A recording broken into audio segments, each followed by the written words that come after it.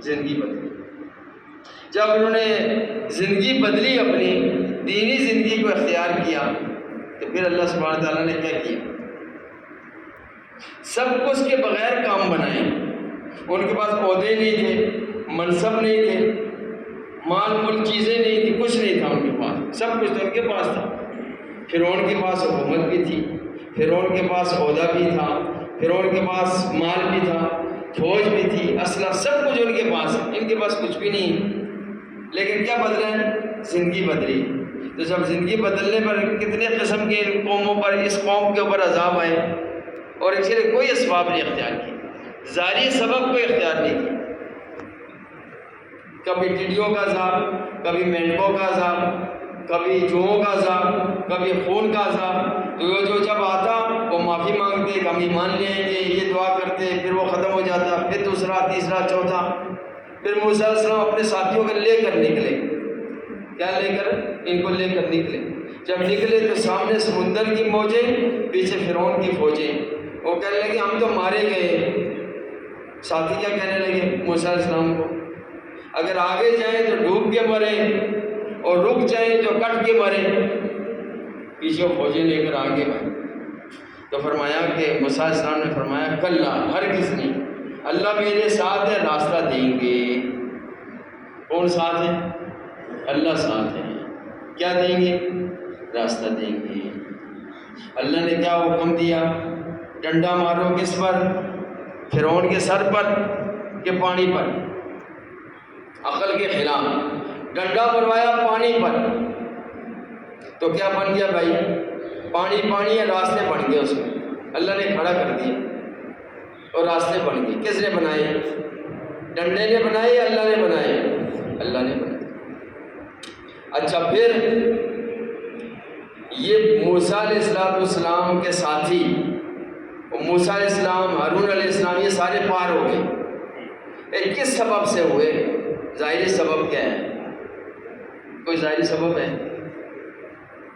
کوئی ظاہری سبب نہیں۔ ان کے پاس سارے ظاہری سبب ہیں۔ وہ سارے ظاہری اسباب والے کیا ہوئے؟ پانی کے اندر آئے، اور موسیٰ علیہ السلام یہ ساتھی سارے پار ہوئے۔ یہ کس سبب سے ہوئے؟ پیسوں سے ہوئے، عہدوں سے ہوئے، دنیاوی کسی عقل سے ہوئے، کیا عملوں سے ہوئے؟ زندگی بدلی، اللہ راضی ہوئے، زندگی بدلی ہے تو راستے بنے اور یہ پار ہو گئے۔ اور فرعون اور ان کے سارے ساتھی ناکام ہوئے، اور یہ اقرار کر کے کیا؟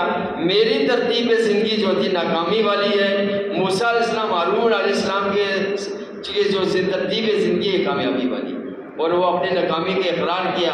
اس وقت تو ایمان لیا، کہتا ہے میں ایمان لے آیا ہوں، کہتے رہے اس وقت ایمان لانا پچھلوں کے لیے نشانی بن کے رہے گا، قابل قبول نہیں۔ تو یہ جو پار ہوئے کون سے سبب سے ہوئے؟ ظاہری سبب کیا ہے؟ کوئی ہے ظاہری سبب؟ پھر ان کو پانی کی ضرورت ہے، کہ ڈنڈا مارو پتھر پر تو چشمے جاری ہو گئے۔ کبھی پتھر بھی ڈنڈا مارنے سے چشمے، ڈنڈے نے دیے، پتھر نے دیے کہ اللہ نے دیے؟ کس پر دیے؟ زندگی بدلنے پر دیے۔ اب زندگی بدلی نا تو ہر جگہ اللہ ساتھ ہے، راستہ بنا رہے کہ نہیں بنا رہے؟ ظالم بادشاہ سے نجات کا سبب دینی زندگی ہے۔ ظالم بادشاہ سے نجات کا سبب کیا ہوا؟ زندگی کا بدلنا ہے۔ اور ضرورتوں کے پورا ہونے کا سبب زندگی کا بدلنا ہے۔ چیزوں میں برکت کیسے آئی؟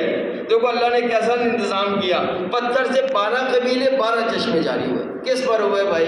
پیسوں سے ہوئے، ٹیوب ویلوں سے ہوئے؟ کوئی ظاہری سبب بتائیں، کیا عملوں سے ہوئے؟ زندگی، یعنی یہ سمجھایا گیا کہ دیکھو اگر دین ہماری زندگی میں ہو اور ساری سبب ہمارے پاس نہ رہے تو کامیابی ملے گی، اور ساری اسباب سارے ہوں، اگر اس میں دینی زندگی نہیں ہے تو ناکامی۔ اچھا، ان کو کیا ہوا؟ سائے کی ضرورت ہے۔ اللہ کیا فرماتے ہیں؟ صلی اللہ علیہ وسلم، کیا ہوا جی؟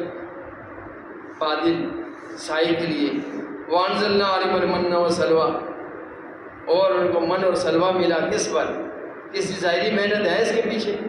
پہلی کیا؟ وہ پچھلی کی ہوئی دینی زندگی ہے،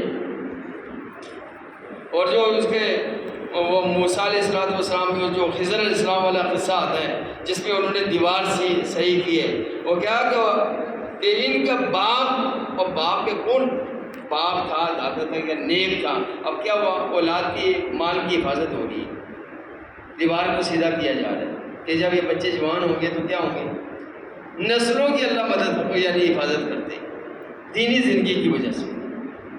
اس لیے میرے بزرگوں اور دوستوں، یعنی کامیابی کا ذریعہ یہ دنیا بھر کے انسانوں کو ہم نے یہ بات سمجھائی، کامیابی اللہ دیں گے۔ کامیابی کس سے ملے گی؟ عملوں والی زندگی ہو، سبب کوئی نہ ہو، ظاہری اسباب کی بات ہے۔ اچھا، اسباب کے اندر کیا بات ہے کہ اس میں بھی حکم ہوتا ہے۔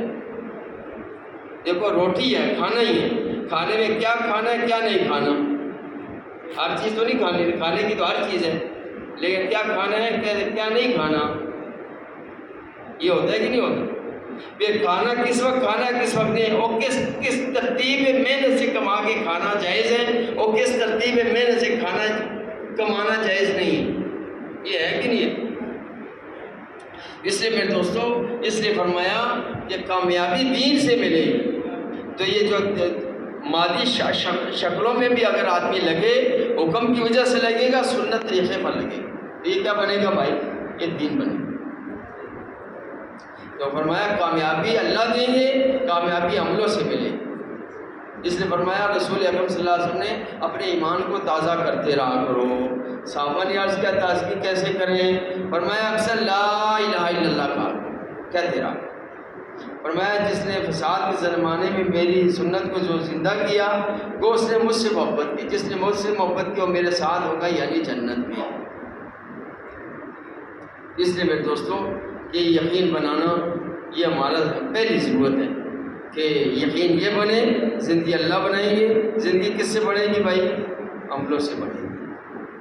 یہ یقین بنانا ساری دنیا بھر کے انسانوں کا یہ یقین بنانا ہم سب کی ذمہ داری ہے۔